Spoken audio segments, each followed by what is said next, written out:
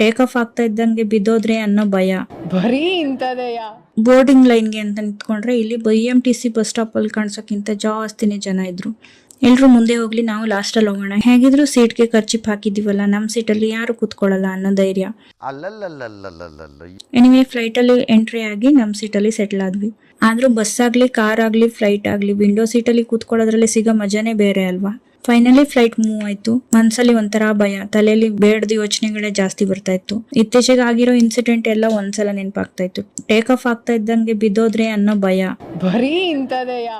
ಹೀಗೆ ಭಯದಲ್ಲಿರುವಾಗಲೇ flight take off ಆಗಿತ್ತು. ಸ್ವಲ್ಪ ಸ್ಟೇಬಲ್ ಆದ್ಮೇಲೆ ಸ್ನ್ಯಾಕ್ಸ್ ಕೂಡ ಬಂತು. ಮ್ಯಾಂಗೋ ಜ್ಯೂಸ್ ಮತ್ತೆ ಪನೀರ್ ಟಿಕ್ಕಾ ಕೂಡ ಕೊಟ್ಟಿದ್ರು. ಪನೀರ್ ಟಿಕ್ಕಾ ನೋಡಕ್ ಮಾತ್ರ ಚೆನ್ನಾಗಿತ್ತು, ಆದ್ರೆ ಬಾಯಿಗೆ ಇಡಕ್ ಆಗ್ತಾ ಇರ್ಲಿಲ್ಲ, ಅಷ್ಟ್ ಕೆಟ್ಟದಾಗಿತ್ತು. ಅದನ್ನ ಹಾಗೆ ಸೈಡ್ ಅಲ್ಲಿ ಪ್ಯಾಕ್ ಮಾಡಿಟ್ಟು ನಾವು ನಮ್ಮ ಮೂವಿನ ಎಂಜಾಯ್ ಮಾಡ್ತಾ ಕೂತಿದ್ವಿ. ಮೂವಿ ಮುಗಿಯೋಷ್ಟ್ರಲ್ಲಿ ಲ್ಯಾಂಡಿಂಗ್ ಟೈಮ್ ಆಗಿತ್ತು. ಫೈನಲಿ ಸೇಫ್ ಆಗಿ ಲ್ಯಾಂಡ್ ಆದ್ವಿ. ಈ ಬಸ್ ಇಳಿದು ಬ್ಯಾಕ್ ಟು ಫಾರ್ಮ್ ಅನ್ನೋ ಹಾಗೆ ಈ ಬಸ್ ಅನ್ನ ಹತ್ಕೊಂಡ್ವಿ. ಏರ್ಪೋರ್ಟ್ ಸಣ್ಣದಾಗಿ ಒಂದ್ ವಿಡಿಯೋನ ಮಾಡ್ಕೊಂಡು ಹೊರಗಡೆ ಬಂದ್ವಿ. ಇಲ್ಲಿ ನಾವು ಸೆಲ್ಫ್ ಡ್ರೈವಿಂಗ್ ಕಾರ್ ಬುಕ್ ಮಾಡ್ಕೊಂಡಿದ್ವಿ.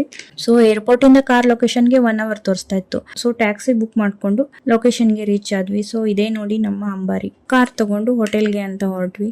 ಅಲ್ಲಿ ಚೆಕ್ ಇನ್ ಪ್ರೊಸೆಸ್ ಎಲ್ಲ ಮುಗಿಸ್ಕೊಂಡು ಇಲ್ಲೇ ಸ್ಟೇ ಆದ್ವಿ.